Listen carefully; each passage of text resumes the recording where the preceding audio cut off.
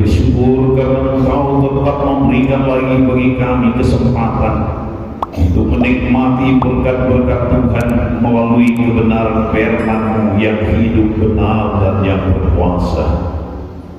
Agar kiranya melalui kebenaran firman-Mu Tuhan, kami dapat terus bertumbuh, kami dapat terus memiliki iman yang bertambah-tambah, kami memperoleh kekuatan baru di depan-Mu dan meraih setiap berkat Tuhan bagi setiap kehidupan kami.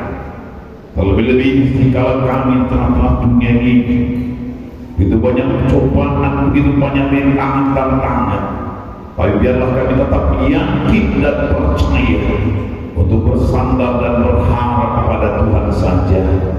Karena kami tahu kapan kami percaya dan bersandar kepada Tuhan Allah kami akan menerima kemurahan Tuhan untuk memberkati hidup kami. Urapi hamba-Mu Tuhan, pakai dan lengkapi terus hamba, agar hamba mampu menyampaikan segala kehendak Bapa bagi umat-Mu segenapnya, baik yang ada dalam tempat ini maupun anak-anak kami yang ada di daerah-daerah perantauan, baik di luar negeri daerah lain. Engkau ada di sana untuk menyatakan kuasa Tuhan, sehingga mereka juga tetap merasakan sukacita keselamatan daripada Engkau. Bungkus dulu rapat kami semua oleh darah Yesus saja.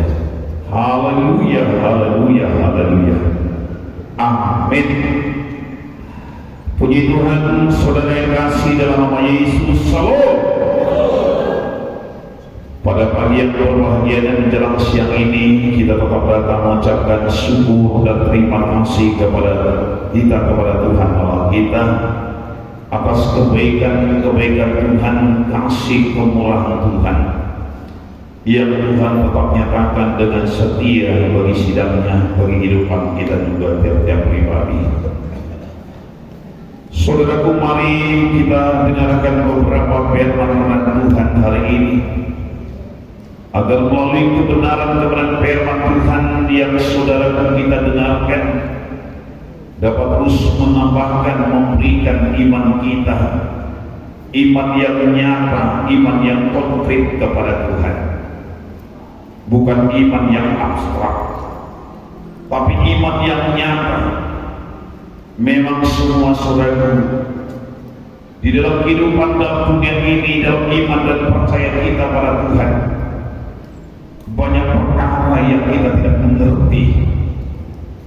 Tapi satu perkara yang harus saudara kita mengerti, bahwa Yesus Allah yang kita sembah itu adalah Allah yang nyata juga, bahwa Dia adalah Allah yang peduli bagi kita semua.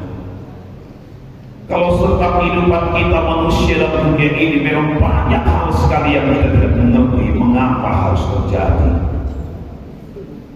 Tapi satu perkara yang kita tahu nanti melalui kebenaran firman Tuhan, apapun yang diizinkan oleh Tuhan di dalam kehidupan saudara, di dalam kehidupan saya, tidak lain saudaraku bukan membawa satu kehancuran bagi diri saudara, bukan membawa saudara untuk keluar dari rencana Tuhan, tetapi supaya saudaraku kita lebih dekat lagi kepada Tuhan, lebih bersandar pada Tuhan, lebih iman kita lebih diteguhkan lagi pada Tuhan, dan menimbulkan satu ketekunan sehingga membawa satu hasil yang nyata tadi juga. Memang saudaraku, iblis selalu berusaha untuk menggagalkan iman saudara dan saya. Iblis berusaha bagaimana supaya keyakinan saudara pada Tuhan itu luntur, kepercayaan saudara pada berkat Tuhan firman Tuhan itu tidak lagi, bahkan membawa saudara untuk tidak percaya pada Tuhan alias murtad. Itulah sasaran iblis. Tapi kapan saudara saya lebih bersandar pada Tuhan, saudara dan saya akan keluar sebagai pemenang di hadapan Tuhan. Amin, saudaraku. Untuk itu maka perlu iman kita itu terus dikuatkan, dibangunkan di hadapan Tuhan. Jangan saudara keluar sebagai pecundang, tapi jadilah pada semua jadi pemenang di hadapan Tuhan. Ini kuasa Tuhan tidak pernah berubah. bahwa itu iman kita, pengharapan kita, tindakan kita pada Tuhan. Kuasa Tuhan tidak pernah berubah. Untuk itu saudara, mari kita baca firman Tuhan pada hari ini di dalam buku 2 Raja-Raja pasal 4 ayat 1 sampai dengan ayat yang terakhir dalam perikop ini, yaitu ayat yang ke-7. 2 Raja-Raja maksud saya, 2 Raja-Raja pasal 4 ayat 1 sampai dengan 7. Karena ada 7 ayat, maka kita baca bergantian saja. Saya ayat yang pertama, saudara yang kedua, demikian seterusnya sampai selesai. Saya mulai dari ayat pertama dengan judul perikop minyak seorang janda. Salah seorang dari istri-istri para nabi mengadukan halnya kepada Elisha sambil berseru, "Hambamu suamiku sudah mati, dan kau ini tahu bahwa hambamu itu takut akan Tuhan. Tetapi sekarang penagih hutang sudah datang untuk mengambil kedua orang anakku menjadi budaknya."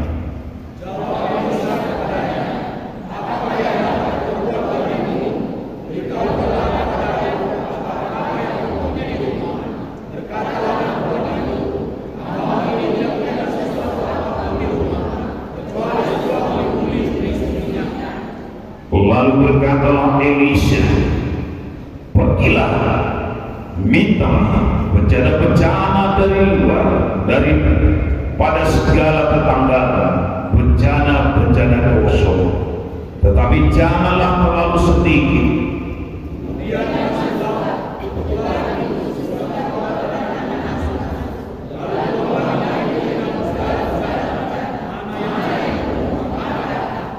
Pergilah perempuan itu daripadanya, ditutupnyalah pintu sesudah ia dan anak-anaknya masuk, dan anak-anaknya mendekatkan bencana-bencana kepadanya, sedang ia terus menuang.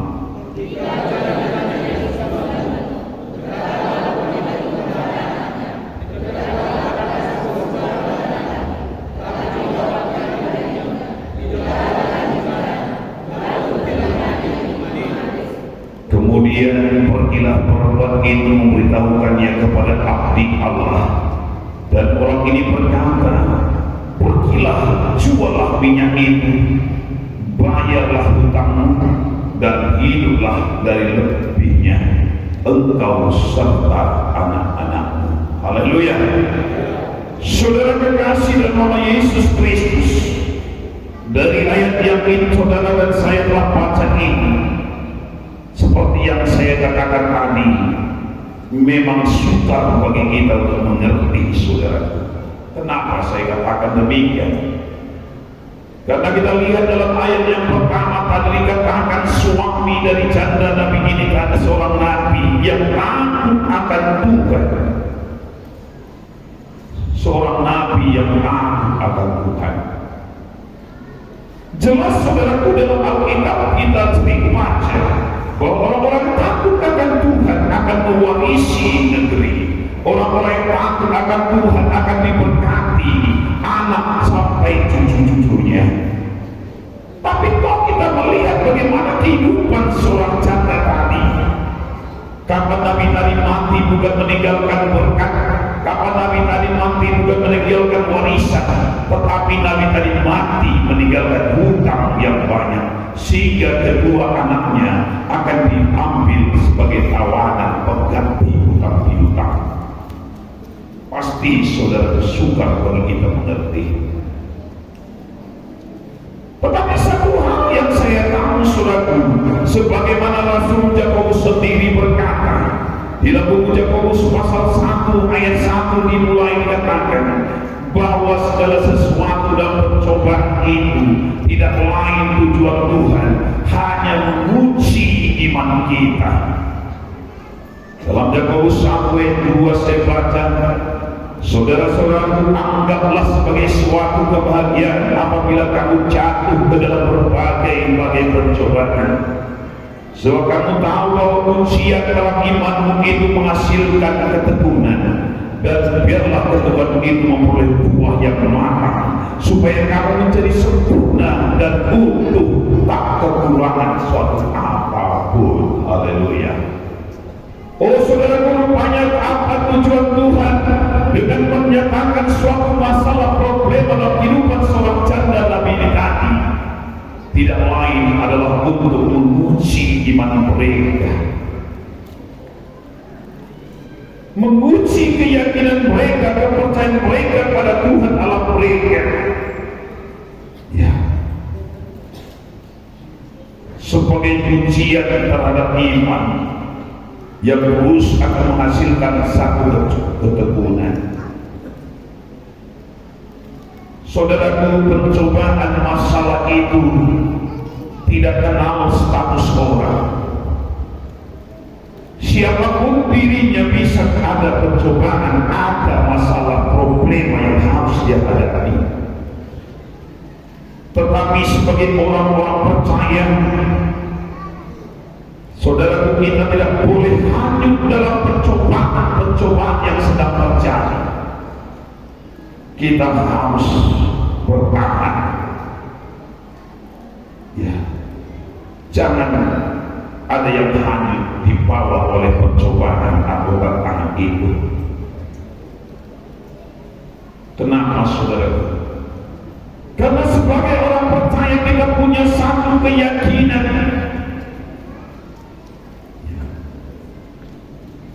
bahwa pencobaan yang kita alami itu diizinkan Tuhan untuk menguji iman kita dan mendewasakan kehidupan kerohanian kita.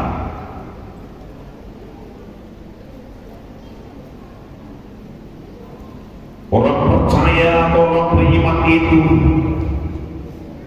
memanfaatkan percobaan pergumulan untuk bertumbuh ke arah Tuhan, menjadikan itu menjadi satu pertumbuhan iman kita pada Tuhan, dan menuntut kita untuk berharap kepada Tuhan dan berdoa kepada Dia. Nah, itulah tujuan Tuhan mengizinkan suatu pencobaan dalam diri kita, dalam diri saudara. Mungkin saat ini ada pencobaan.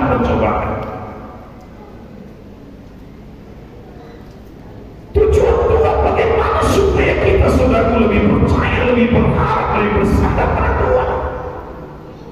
Bagaimana supaya iman kita itu dapat dikuatkan, supaya kita, kehidupan kerohanian kita tadi semakin dewasa di hadapan Tuhan. Itu harapan Tuhan. Ya, bukan Tuhan tidak mengerti keadaan kita, bukan Tuhan tidak mampu untuk menolong kita, tapi Tuhan berkehendak seperti itu dalam kehidupan kita, saudaraku, agar kita datang pada Dia sama seperti janda Nabi tadi. Dia datang pada Tuhan, bercerita pada Tuhan melalui nabinya, yaitu Nabi Elisa. Dia ceritakan kepada Nabi sesuatu pencobaan, masalah yang besar yang sedang dia hadapi. Suami baru meninggal. Sekali lagi saya katakan, bukan meninggalkan harta, tetapi meninggalkan hutang piutang. Sehingga ada satu ancaman dalam kehidupan rumah tangga mereka. Anak-anaknya mau diambil sebagai budak sampai nanti hutang-hutang ini lunas.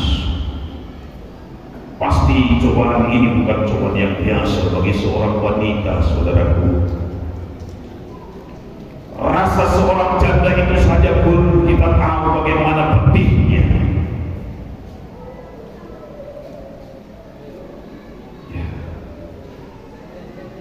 Ya, bertanyalah pada janda-janda, pasti dia tahu.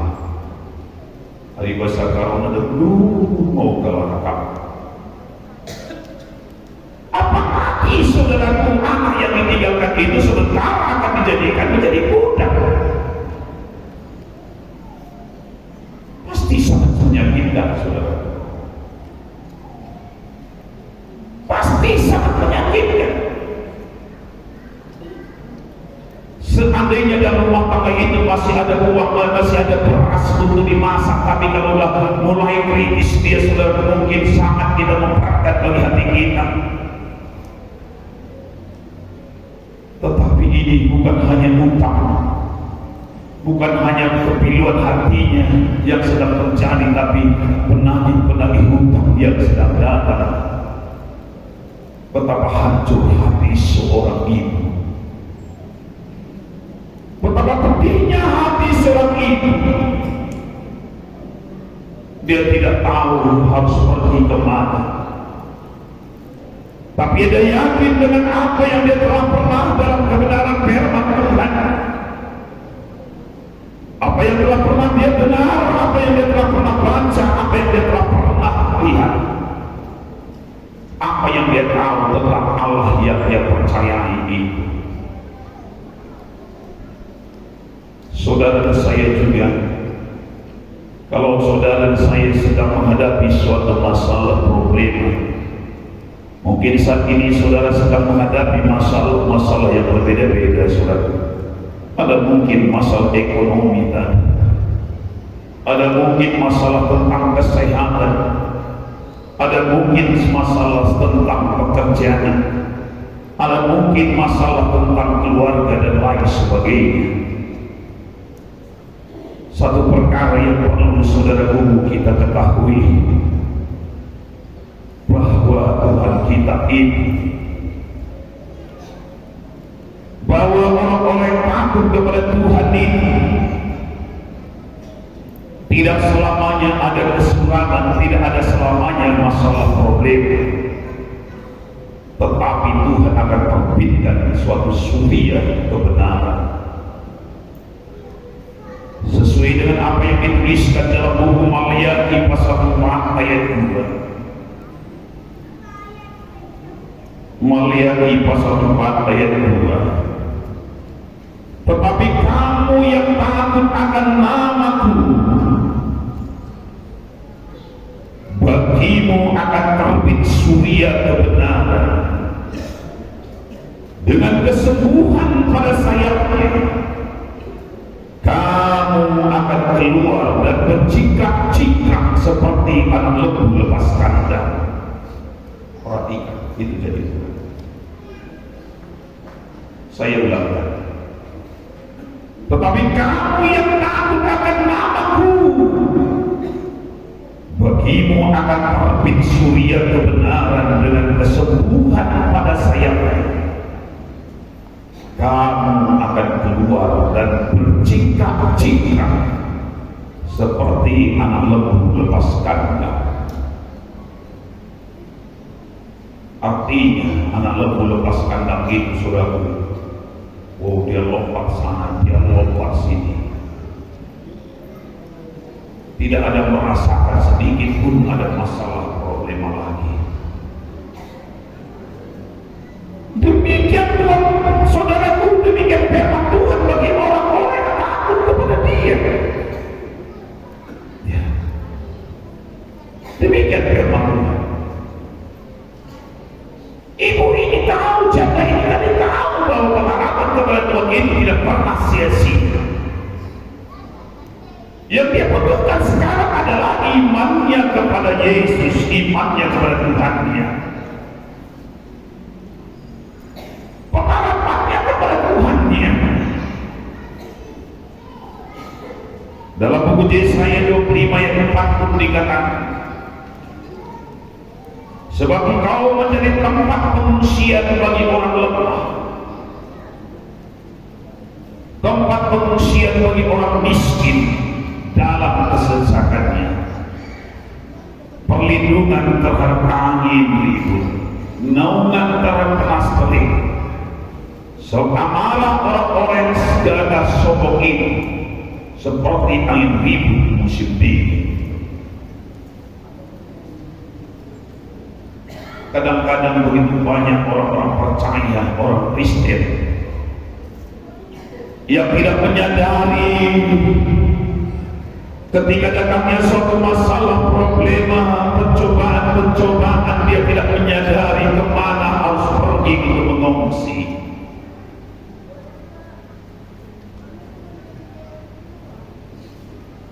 Banyak orang tahu hanya pergi kepada tetangganya, kepada keluarganya, kepada saudaranya, hanya bercerita kepada dia.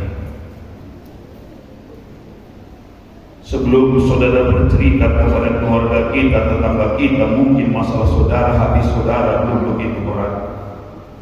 Tapi setelah saudara selesai bicara, mungkin masalah saudara menjadi bertambah lagi. Banyak saudaraku, saya katakan tadi, orang-orang percaya dalam lama menjadi orang Kristen tidak mengerti kepada siapa dia harus mengadu dalam masalah problema yang sedang dihadapi.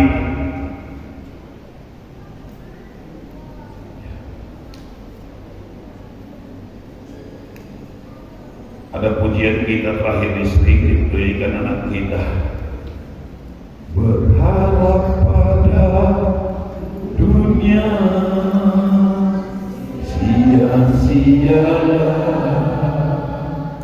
sia-sia, saudara. Sia-sia. Hanya kadang-kadang mendapat duka, saya katakan tadi. Hanya mendapat duka.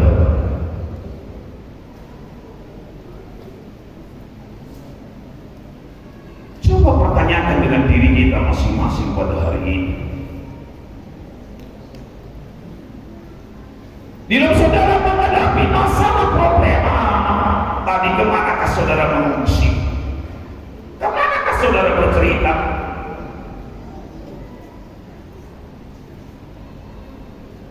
Kalau saudara bercerita pada dunia ini, kepada manusia, itu sia-sia.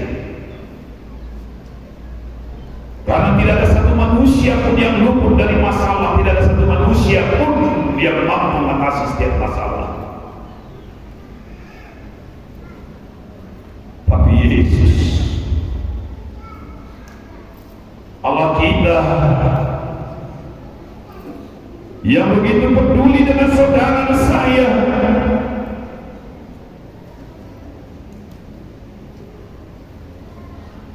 dia berkata dalam puji saya tadi, sebab engkau atur besar, artinya Allah itu sendiri. Sebab Allah menjadi tempat pengungsian bagi orang lemah, tempat pengungsian bagi orang miskin dalam kesesakannya, dalam masalahnya, dalam problemanya. Allah itulah tempat pengungsian kita. Amin, saudaraku. Dialah tempat pengungsian kita.